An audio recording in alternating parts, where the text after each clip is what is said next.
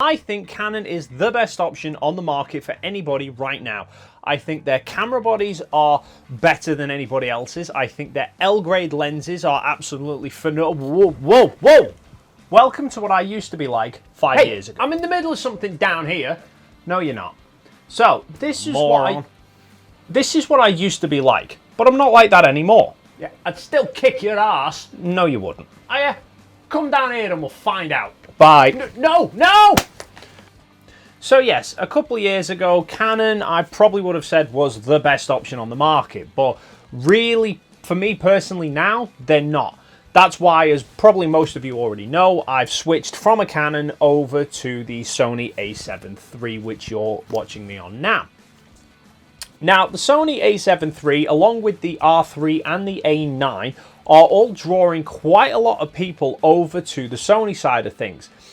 But there's a lot of people that I'm reading online who are all saying the same sort of thing, which is they currently have Canon or maybe even Nikon. They like the look of the Sony, but the big thing that's holding them back is that all of the lenses they have got are obviously, they're already invested in Canon glass. They don't want to swap over to Sony. Now, I'm pretty much just about finished swapping my stuff from Canon over to Sony. So really with this video, it's basically just me showing you what lenses I used to own, what lenses I'm keeping, what lenses I'm getting rid of, and what I'm replacing those lenses with, and really my reasons as to why I've chosen them. Now, obviously, this isn't some God-written rule that, you know, if you're in the same situation, this is what you should do. This is just what I'm doing. This is the lenses that I have chosen and why. And obviously, you're free to do whatever you like. But firstly, let me explain to you very quickly why I've decided to switch from Canon to Sony, because there's two main driving factors here. First is obviously just the specs of the camera, because there's no doubt the a7 III is a spec-filled camera. It's got awesome image quality, great dynamic range and high ISO performance, as well as a lot of video features such as full frame 4K and 1080 at 120 frames a second. Add to that things like the in-body stabilization and the eye autofocus. All things that just make my life a bit easier and just open up my creativity that little bit more. So that's one of the reasons why, but the other reason is more to do with the size and weight of the kit. Because I've had many years using DSLRs. I've been using the 5D Mark IIIs for about 4 or 5 years, and then all the lenses as well I've obviously had for quite a while as well. But I'm just getting to the point now where I'm like, I don't need all of this kit. I don't need all of the weight, at least. And obviously, mirrorless allows some lenses to be made smaller, but more importantly, the lenses that Sony offer are better suited towards it. Because, for example, my Sigma Art lenses, okay, all fantastic lenses, brilliant in terms of optics, but they're all the weight of a house brick. And they're all f1.4. I don't need f1.4. Why did you buy f1.4 then, Dave? Really, because it was the only option. If you think about the Canon lens lineup, you've got, in terms of budget lenses with a smaller aperture, you've got the likes of the 35 f2.IS, the nifty 51.8, the 85mm f1.8. You know, all really small, compact lenses, ideal for reducing the weight of a kit. But optically, they're not the best. You know, they're not kind of professional level. If you want really good image quality, you have to go straight for the L lenses. And the L lenses are all f1.4 or f1.2 and all like £1,500 plus. Hence why I went with the Sigmas, because they offered much better optical performance than the Canon budget lenses, but a much more affordable price than the Canon L lenses. Except they're all huge and all f1.4, so I didn't really have much of a choice. With the Sony lineup, however, they have much smaller f1.8 f2 lenses that are a much more affordable lens, but still fantastic in terms of performance. But before we get into what lenses I now have for Sony, let's cover what lenses I did have while I was on Canon. Do you want to help me out with this? Sure thing. Currently, I have the Samyang 12mm f2.8 fisheye lens, the Yongnuo 14mm f2.8 prime lens, the Canon 16-35mm f4 LIS. Then I have my Sigma Art lenses, the 24, the 35, the 50, and the 85mm 1.4s. I have the Canon 70 to 200mm f2.8 IS Mark II, and finally the Sigma 120 to 300mm f2.8 Sport lens. How was that? Perfect. Good? Perfect. I'm out of here. Okay. So what lenses have I kept? What have I replaced? Well, let's start at the beginning. Seems logical. The Samyang 12mm f2.8 fisheye lens. The reason why I got this lens was for being able to shoot kind of 360 panoramics for virtual tours, Google Street View, that sort of thing. I've no reason really to sell this. It gets very little use, to be perfectly honest with you. I got it for next to nothing. It's a completely dumb lens, so I might as well just use it on the adapter. There's no benefit for me swapping to a different lens. In fact, to be honest, I don't even think there is a full frame fisheye lens for Sony mirrorless just yet anyway, but even if there was, I wouldn't bother with it because it's not worth it, so this is staying. The Yongnuo 14mm f2.8. I actually saw that lens last week, but the only reason why I bought it in the first place was to do a review video on it from when I first started this channel. I always intended on just kind of buying it, reviewing it, and then selling it, and then I ended up keeping hold of it. Used it for one or two personal projects, but it's not really had that much use, and to be perfectly honest, it doesn't get enough use to warrant keeping, and even if I was after an ultra-wide angle for Sony, I would have probably gone with something like the Laowa 15mm f2, just because it's a stop brighter and it's smaller, lighter, and it accepts filters. Next, the Canon 16 to 35mm f4L. Fantastic lens, no question about it. Used it plenty of times for landscape travel, that sort of thing. Would quite happily keep this lens, to be honest, but I've instead decided to get the Sony 16 to 35 because just look at the size difference between the two, okay? The Sony is smaller and lighter than the Canon to start with, and obviously if I'm using that on my Sony body, I need to also include the adapter, which is going to make that lens about 4 centimeters longer. So just for ease and convenience, 16 to 35 Zeiss is replacing my 16 to 35 Canon. Now, before we move on to the next lenses, I'm going to forewarn you before anybody jumps the gun. The rest of the lenses that I have replaced aren't exact like for likes. You'll see in a minute what I'm talking about, but rather than obviously with the 16 to 35, I've bought the same Sony equivalent, the rest of the lenses aren't the same.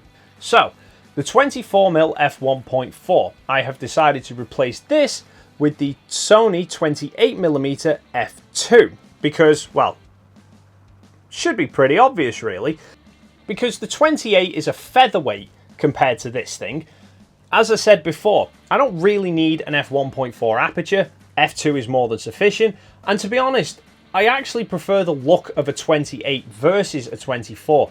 When I use a 24, it's generally at weddings and stuff like that, and I just think sometimes the 24mm look is just a little bit too stretched, it's a little bit too wide, so a 28 actually suits me that little bit better. Next up, the 50mm art. Now, if you follow my channel, you probably already know the answer to this, but I have replaced this lens with the Zeiss 55mm f1.8 because pretty much for the same reasons as the 24. Optically, this thing is just as good as the Sigma, and it's a lot smaller and a lot lighter. Onwards. The 85mm 1.4 art. This thing is getting replaced, but I haven't actually bought the replacement yet, so I'm going to be getting the Sony 85mm 1.8.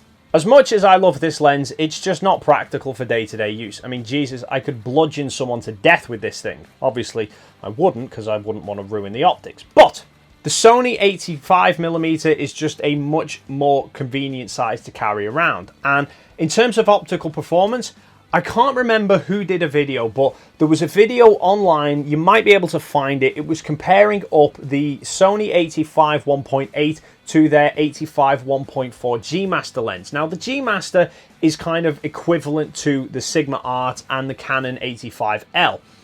They did side-by-side comparison shots between the 85 G Master and the 85 1.8. Now, I will be honest, with the comparison shots that they did in that video, I knew which was the 1.4 and which was the 1.8, but only because they shot the same subjects, pretty much just took a picture with one, swapped it over, took the same picture with the other. and both of them were shot at their widest aperture. So obviously, comparing up two images side by side, you look for which one has the more blurred out background, you have the 1.4. But in terms of things like colour and sharpness and bokeh and all that sort of stuff, there wasn't really anything to choose between the 1.8 and the 1.4 other than having that kind of 2/3 of a stop extra that I don't need. So I will be getting the 85 at some point, but I'm not in a major rush for it. I don't need it just yet, and I'm just going to let my bank balance kind of recover from buying all of this first. Next, the Canon 70-200 f2.8. I'll be honest, I've loved this lens since the day I bought it. It's been an absolute dream to behold. But unfortunately, I do have to say goodbye to it, and this may cause some controversy, but I have replaced it with the Sony 70-200 f4.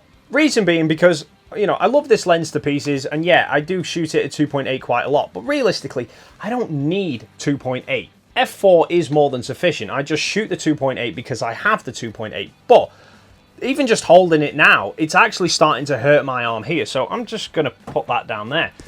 It's a fantastic lens, and, you know, f2.8 is great, but realistically, I don't need f2.8. I don't shoot indoors with that lens quite a lot. It's generally an outdoors kind of lens, so the difference between 2.8 and f4 is minimal, but the weight difference and the size difference between 2.8 and f4 is huge. Now, I know some of you will be thinking, Dave, if you don't need a 2.8 on a mirrorless, why did you need a 2.8 on a DSLR?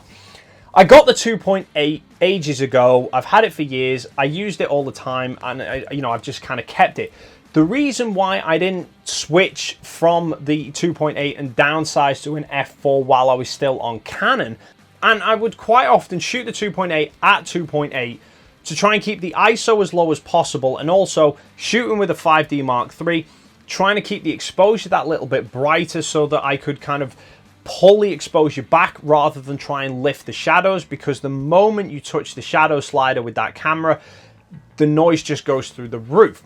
I don't have the same concern with the Sony camera because the dynamic range blows the Canon out of the water, and even the high ISO noise performance is more than a stop better than the 5D3. So I've got no concerns in shooting at f4 and pulling the detail back rather than having to shoot at 2.8. So f4 it is. And it's a similar story with this behemoth 120-300mm f2.8 from Sigma. I'm not even going to try and hold that lens for too long. Monstrous lens, fantastic lens. As I've already said in a previous video, for me, the most underrated lens on the market. But as much as I would love to keep the lens, I can't justify keeping the lens because I don't really get the use out of it. Because these days, I'm generally not shooting indoors as much as I used to. And plus, nowadays, I'm also photographing things like birds and planes and stuff like that. So I'm actually finding a lot of the time, I take a picture with the 300 lens, and the first thing I do is crop into the middle of the image to try and pull the subject closer to me. So I've decided to sell the Sigma lens, and I've replaced it with the much more muscle-friendly 100-400mm from Sony.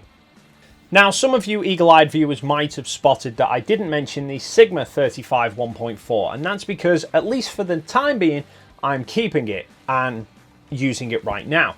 Because the 35mm offerings from Sony are either the Zeiss 35 1.4, which is about £1,000 and no different than this, or the Zeiss 35mm f2.8, which is a tiny little diddy lens, but 2.8, yeah, not really too convinced with a 2.8 aperture. I would much rather see Sony bring out a 35 f1.8 f2 in the same sort of form factor as their 28 and 55mm. If they do that, I will probably replace this lens with it, but until then, might as well keep the Sigma. So that's what I'm changing. Now, I know that's kind of an apples to oranges comparison because only one of the lenses is actually a direct comparison between the Canon and the Sony, being the 16-35. All the rest of them are different apertures, different focal lengths, most of them as well. So it's not really a fair comparison. Like I said, it's just what I'm going with. It's more the kit that I've gone with now better suits my needs, and is also a damn sight lighter as well.